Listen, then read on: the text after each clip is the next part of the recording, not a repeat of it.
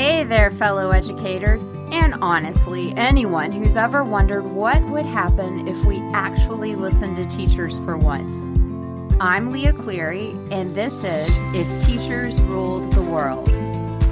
You know, after 25 years in the classroom, I've learned that teaching isn't really about having all the answers. It's about being brave enough to ask the right questions, and maybe, just maybe, admitting when we have no idea what we're doing, which, let's be honest, happens more often than we'd like to admit. So grab your coffee, or whatever, and let's talk about the real stuff, the messy, imperfect, sometimes beautiful reality of what it's like to shape young minds while trying to keep our own sanity intact. Because if we're going to change the world, we might as well be honest about what that actually looks like. All right, let's dive in.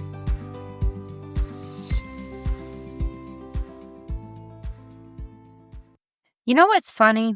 Everyone thinks they know what teaching is like because they were all students once.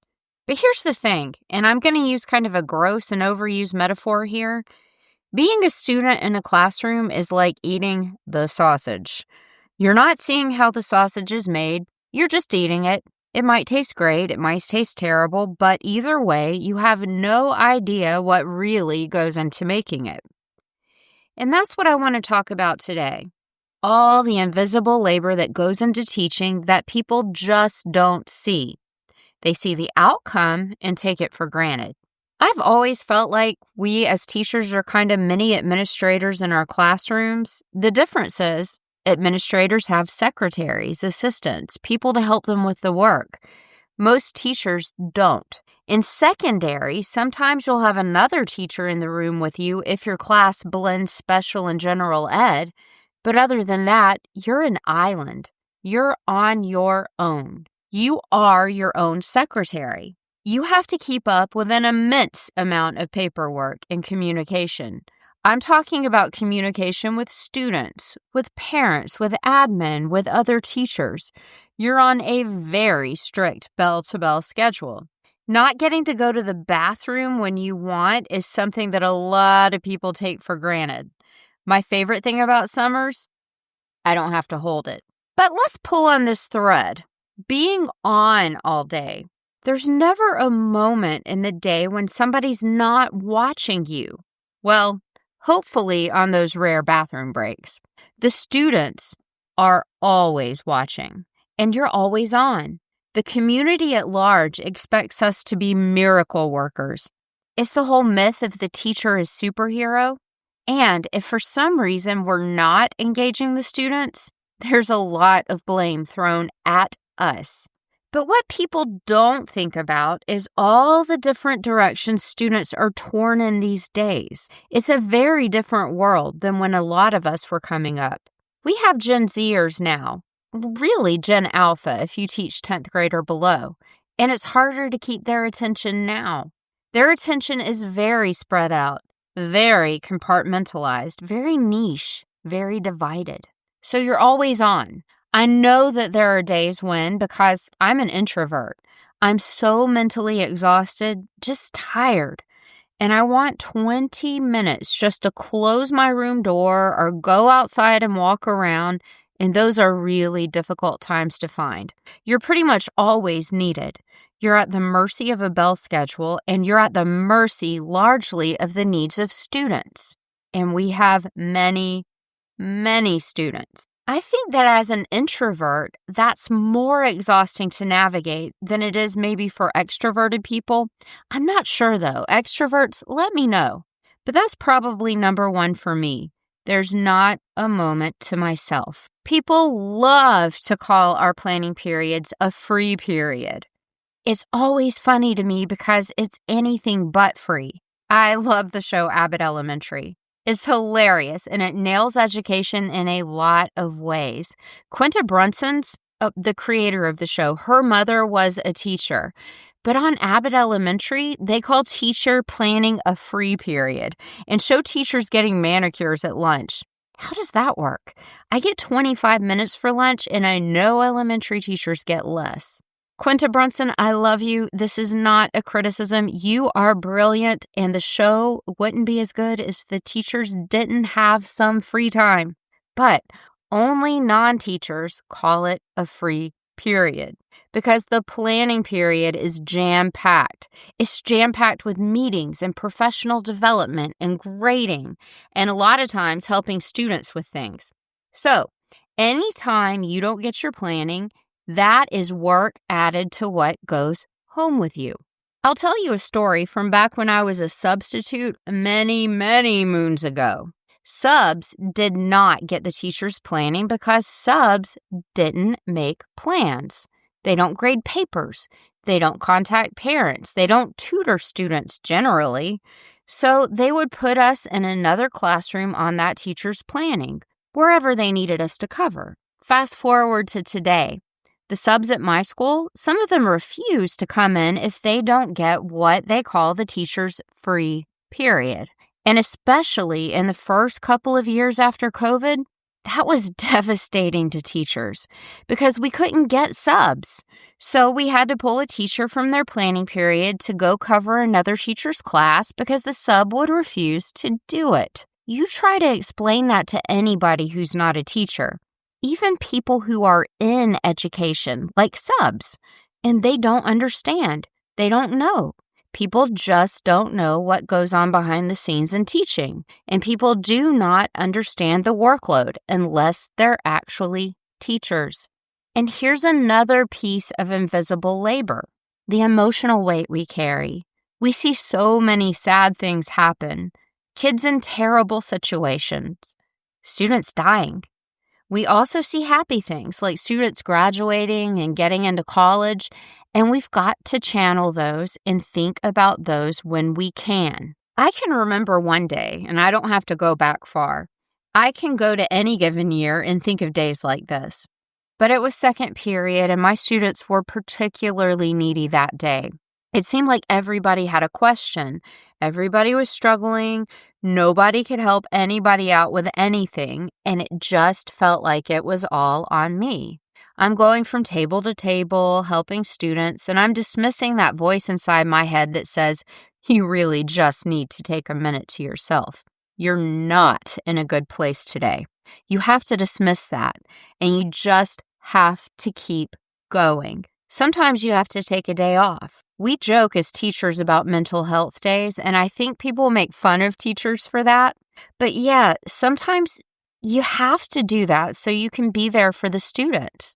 And a lot of times, those mental health days for me, and I don't take them nearly as often as my body tells me to, it's literally just lying in bed with the blinds closed, looking at the sun, maybe reading a book, maybe listening to music, maybe watching Netflix, just not having to constantly answer questions, not being constantly watched, not being constantly in demand, not being on.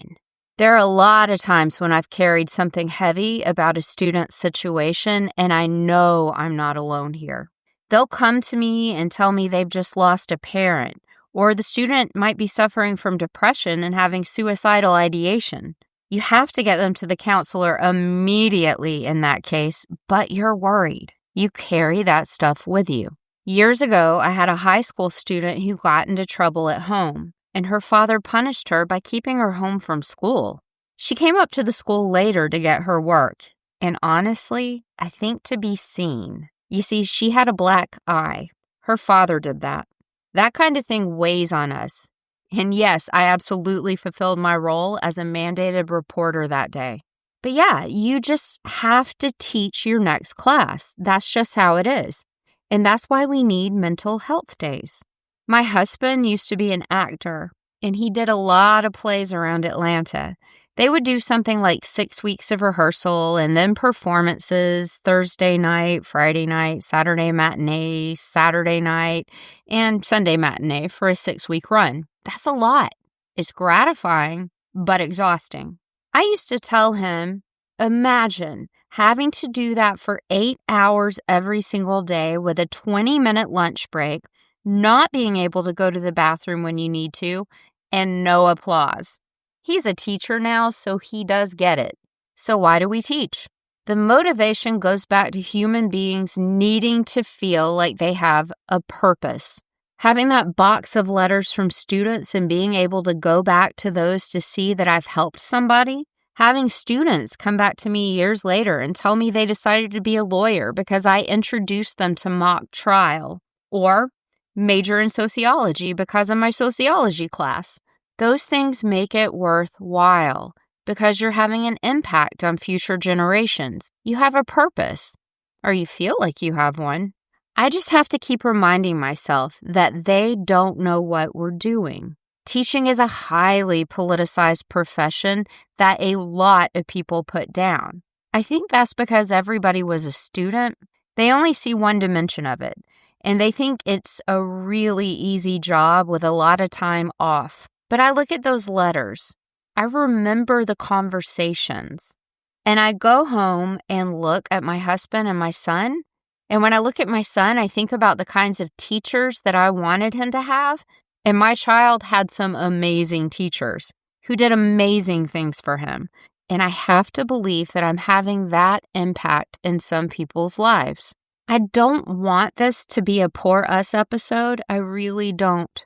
But I do want to make it clear that there's a lot going on in a school and in the profession of teaching that people just don't understand, that people just don't know about. That's true of any job, right? Where we are right now in education is kind of an unsustainable job. That's why a lot of times teachers will just shut down. They'll quit, or they'll just start going through the motions and not really caring anymore. Maybe they'll stop doing their best because it's just never really good enough. And that's largely because they've collapsed under the pressure. At this moment in time, for better or for worse, those of us who are still trucking along have largely accepted that teaching is unsustainable. But we do our very best to embrace imperfection. I want every teacher listening to remember that their students need them, that they're important, and that just showing up in all your imperfection is perfection on many days. And I want every non-teacher to understand that they just don't know what this job is. They think they do, but they don't. Maybe next time you see a failure in the schools, take a step back and look at the system. Don't blame the teachers. And maybe, just maybe, give your child's teacher a hug or a bottle of whiskey, whatever sounds right. There's so much good about teaching, and I don't want to lose sight of that. I just want to make it really clear that there's so much more to it than people realize. Because when even the people in my school don't realize what we're doing, of course the public at large doesn't. And whenever we hear anything about education in the news, it's usually to talk about how we're failing. The onus of success in the system is always placed directly back on the shoulders of us, the teachers. And when we're working so hard within the constraints that we have to do the best that we can, that's a hard pill to swallow. But we keep showing up. We keep that box of letters. We keep believing in the impact we're having on future generations. Because that's what teachers do, right? Thanks so much for listening. Remember, you are doing good work, and I'll see you next time. That's it for this week on If Teachers Ruled the World. Be sure to subscribe, share with a teacher friend, and join the conversation at leahcleary.com. Until next time, keep ruling your classroom and rewriting the rules.